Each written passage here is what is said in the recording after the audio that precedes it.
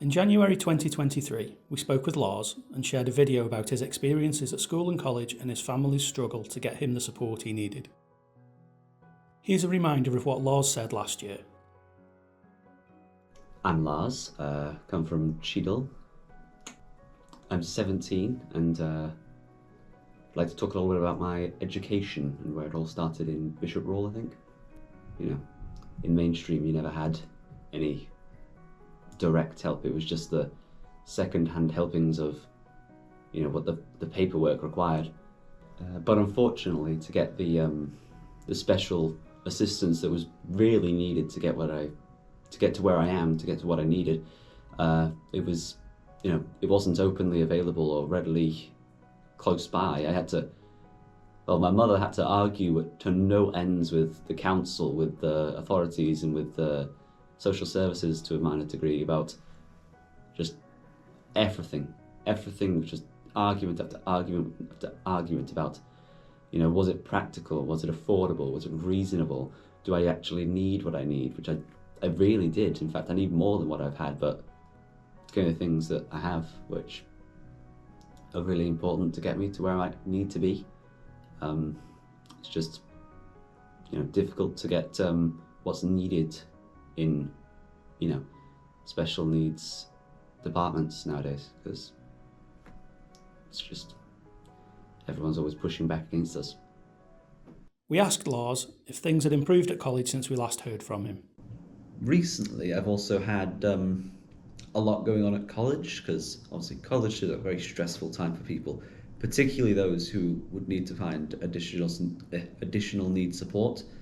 I have had to have quite some arguments with some staff and quite some arguments with administration people, all just to get the basic supports that I've been needing to be able to achieve as much as possible in, you know, education, which it frightens me to say how hard it is to get what you need when it's not upturning the whole world. It's just making little changes and little accommodations to make the world a better place for everyone who needs that little extra help or that little change or that one fixing of a problem. But the bureaucracy of big places like that is just so bunged down and not listening to the little person, when it's not a big change, it's not a big problem, and it's not a hard resolution to make. All this to say that it's vital that you make sure that where possible you're always speaking up for what needs to be said, yourself or others included, and just making sure that it's heard. Even if people don't listen, even if you didn't say, then they would never have heard in the first place. Larz wanted to talk to us about his work as an Oliver McGowan trainer and how this has impacted on him as a person and as an advocate speaking up for others.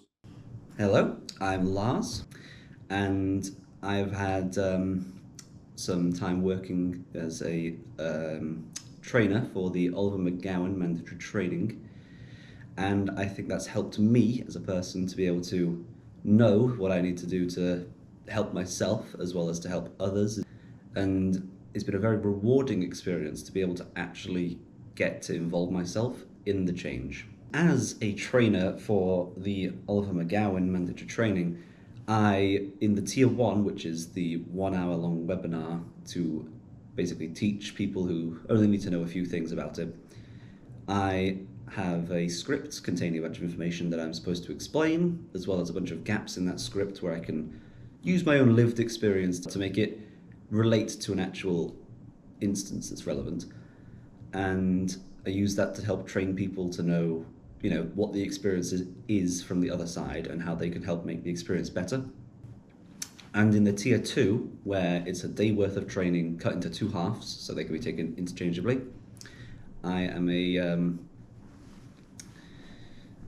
basically I stand at the front and I, again, help provide a relation to the experience in, you know, a personal level, as I can speak about how it's affected me and how I could like to see it be changed and how I could like to tell people what they can do to make it better for people who might be similar to me or the same or anything like that. As well as also, I am up there not just talking about my experience, but talking about the experiences of others, and over the period of a day I can use a bunch of examples and such to get to know the people and explain to them the differences from their experiences to ours being, directed as a group of additional requirement people who might have extra support needs and things. And the difference between the two is the tier 1 is an hour-long video through camera where I can hide behind the screen and plan things out and have a script on the wall and all that. Whereas the tier 2 is much more free-flowing with a set of slides, a bunch of talking points, and a lot more questions asked by people so that I can actually get them to engage more and learn proactively more about the Oliver McGowan requirements and things, and to try and help them understand as much as possible. In regards to the tier 1, it would be for non-face-to-face people, that being your administration staff or any of your not medically practicing and such people. Whereas tier 2 is for anyone who has direct interaction with the public, because obviously the public will include variable quantities of additional need individuals. So in regards to that, it'll be your doctors, your receptionists, any plethora of nurses and things. Anybody that might be directly in contact with the people will need to take the tier 2, and anyone who isn't directly in contact will need to only take the tier 1. We've also found that there's been a remarkable amount of feedback from the people, particularly in tier 2 where they're face-to-face. Tier 1 is still very positive as well. Everyone who goes and does tier 1 always says that they've learned so much and that they think they'll apply a lot of that to their practice. And those who go to tier 2, it's almost like some kind of enlightenment happens with it. As they go into it thinking that they probably already know a lot of things because they're doctors and all the important people. So when they actually get there and they've told this plethora of information and told all these stories and things and learn all these experiences that they wouldn't understand and wouldn't equate with, I think it's really helped them to understand, and you get a lot of that in the feedback, is how much they've come to change their view on it. We asked Larz to tell us more about the Tier 2 face-to-face training days. Do the professionals ask questions about you or about medical scenarios? No, it's a lot more about my life in general, because obviously you've got a whole day to explain it, and obviously by the end of it you do start to get to know the trainer, because as much as I'd like to get to know every person there, it's impossible. And I think they really do have a sudden realization at some point along the day. What impact has being an Oliver McGowan trainer had on you? As well as also having done all of this training has given me an exceptional feeling of confidence. It's allowed me to go forth with the knowledge as well that I've got the experience and that I can talk about what I need from any groups or people or things. And that's helped me particularly recently when I've had some difficulties getting my needs across to some people, as well as also it's massively boosted my confidence in just general life. Can you give us an example of how it's made you more confident? A while ago, I went and did a voluntary,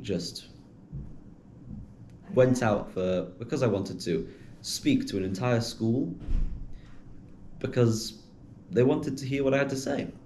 Whereas if I'd done that before doing this, I would not have had the confidence to go into the building, let alone in front of the entire school. So it's helped me grow as a person. It's helped me grow more independent, more, prepared for life.